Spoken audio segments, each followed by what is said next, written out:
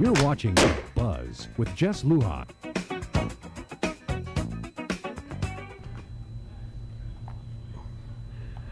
Good evening, Guam. Hi, I'm Jess Lujan. Welcome to this edition of The Buzz. Hey, joining me tonight, as promised, Governor Eddie Calvo. Governor, welcome. It's great to be here. It's great to be here. Happy Thanksgiving.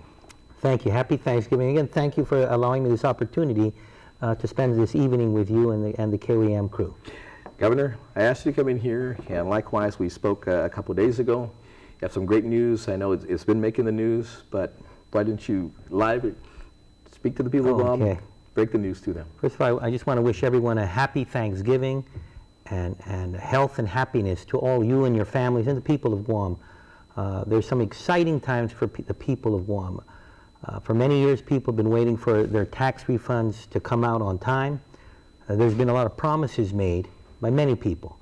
Well, those promises will now come into fruition.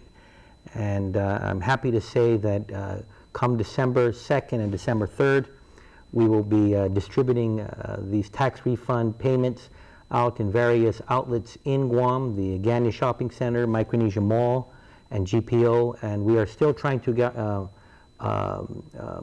acquire one other facility. We will get that out for 2 days, allow for the residents and taxpayers that are owed money, both tax refunds and COLA payments, to get their payments. And then after that, we will be mailing them out to the public. Now, Governor, we've been getting a lot of calls on the Buzz on and off the air as well in regards to picking up their checks. Definitely people are looking forward to it. It's going to be a great Christmas for them. But they want some clarity in the outlets that you're going to be choosing to distribute the checks. I would assume because Revenue Tax does not really have a database on where people live. A lot of them have, of course, P.O. Box. You know, I myself, a P.O. Box number, right? And so how would that be distributed? Like, would it be an alphabetical order maybe for the mall, and then Micronesia Mall, and then also again shopping center, A through Z or A through G or something like that? Would that be like that? Something there like you go. And again, it will be based on your last name. And you know, again, if you're an A or an Ada or up to Diaz, it will be at one area.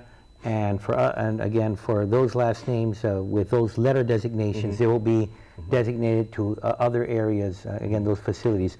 This information will be made known as soon as all the details have been worked out. So again, we'll have varying locations island-wide, and with those locations island-wide, there will be the designated areas based on your last name. Now, the COLA as well, right? I mean, you have to designate whether you're going to be a COLA, or maybe you may line up in two lines. You know, some folks are going to be getting two lines, the COLA line and the tax refund line. I mean, that could very well happen, of course. By the way, I want to, again, wish a happy Thanksgiving to Auntie Lola. I know she has been waiting for much too long, and again, I've been to your show, listened to some of the concerns and a lot of the complaints by those that are the COLA recipients. They will also be able to pick up their checks in these varying outlets. Now, there's also a scenario, because we've getting a lot of calls as well with this. There are definitely a lot of our manamkos has over the years waiting to finish off their COLA payments. Likewise, their tax refunds. Quite a few of our manamkos are no longer mobile. They're maybe bedridden. But they have children that will be able to represent them to be able to pick up their checks to buy their medicines. Would their children, based on maybe some kind of a granting of an authority to that person to be able to pick their checks up on behalf of? I mean, I know there's going to be concern that there, as you put mechanisms forward, there's also the people with ill intent are already one step ahead of you. But how are we going to be able to accommodate the shut-ins, but are having money come back and wanting to pick them up, but can't be the ones to personally pick those? Jess, that's a good question. I'm going to have to get back to you, and what I'm going to do is check with our legal people as well, Revenue Tax, Department of Administration, see what we can do to accommodate, especially those, and whether they're the elderly or have some disabilities, if they're not able to pick it up, of having a family member pick it up. And this is something I will discuss with our group so that we can make the necessary arrangements. Now, Gov, we know that this, of course, you made the announcement of the bond being processed and sold, definitely at record rate, and basically even below the cap. And you told us that. Yeah. The unfortunate thing is some people in the legislature didn't believe you. I don't know. I served with you with 2 terms, and things you said always came true. you weren't deceiving the people, but for some reason or another, I'm sure it's politics, that they didn't quite believe you, and that's why they kind of split up this this bond.